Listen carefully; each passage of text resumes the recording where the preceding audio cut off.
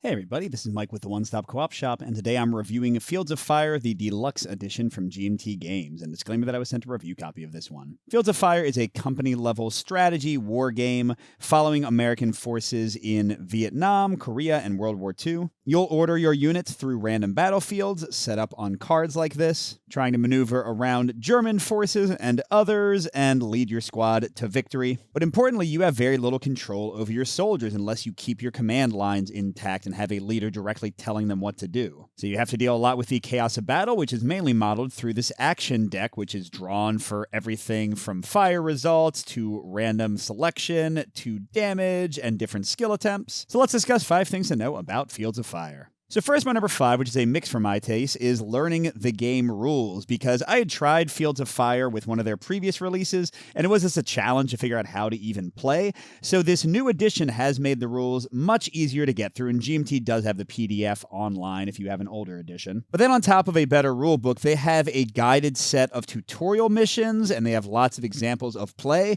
So this is certainly much easier to start playing than it used to be. But that being said, even as an experienced wargamer, I still found myself looking through the rulebook for things quite a lot, especially once they add in vehicles and more complicated elements like that, and going through forums to get rules questions answered that weren't quite clear, at least to me, in the rulebook. So it's still not an easy point of entry. It is still a heavy, challenging game to learn, but certainly the new tutorial system and everything makes it a lot better than it used to be. My number 4 point, which is a full-on con for my taste and might be one of the biggest barriers to entry for a lot of people besides the rules, is all the dang counters. War games are famous for having counters, but this one has more than even the average, in my opinion. Because as you get into combat, you're tracking which direction different units are firing, which types of attack are most prevalent in a given area, who's pinned, who's in varying states of damage, how much ammo your units have got, which radios they're communicating with, how many smoke grenades they're holding, which kind of pyrotechnics you have to lay off,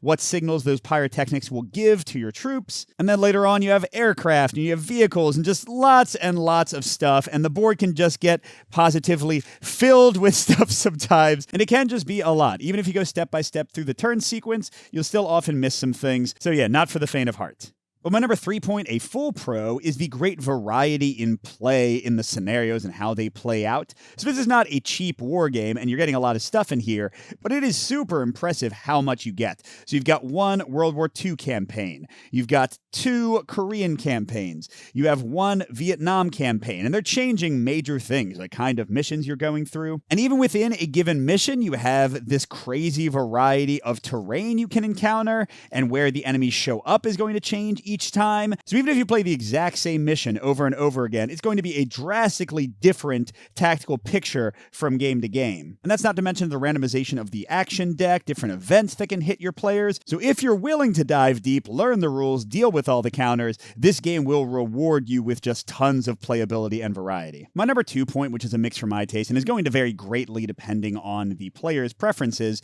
is the command structure of the game. Because a major focus on the game is that you do not have perfect control of your troops. You have your different officers, but the amount of actions they can give and take is randomized based on cards you draw. And generally speaking, unless your officers are in the exact same area as other troops, they can't really tell them what to do. Your people are going to take initiative and just start firing where they think they see enemies. There might be friendly fire. And for better or worse, the game models real-life communication, so you have to keep your people in radio or telephone contact, or they won't be able to do very much. So this is very cool for those who are fans of realism. It also kind of gives the game a hands-off feel where you have to deal with the chaos of the battlefield and kind of keep things in control as much as you can. And if your soldiers rush ahead of the line all by themselves, often terrible things will happen. So it can be very fun and exciting, but also for some people it might just feel like drudgery and bureaucracy at times, and it might be frustrating that you don't have as direct control as you might like over your people.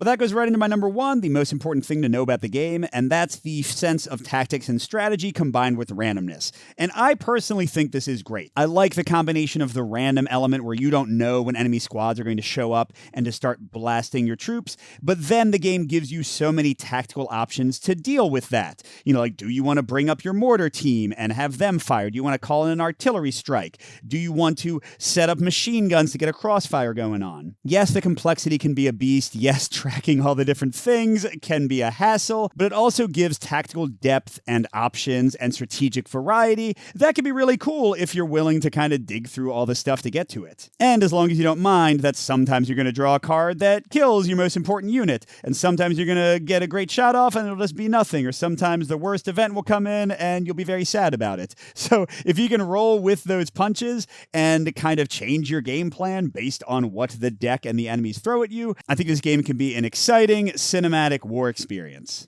So overall, if you want a war game that models tactical skirmishes in what seems like a pretty realistic way, including the chaos and communication and all that kind of stuff, then I think Fields of Fire might be for you. But on the other hand, if you want a more straightforward game, if you want one that's easy to run, if you're not into heavier war games in general, you probably want to skip this one, even if you like solo gaming and want to dip your toes into war. And if you want to see the game in action, I have one of the later tutorial scenarios up on the channel. Good gaming, and I'll see you at the next stop.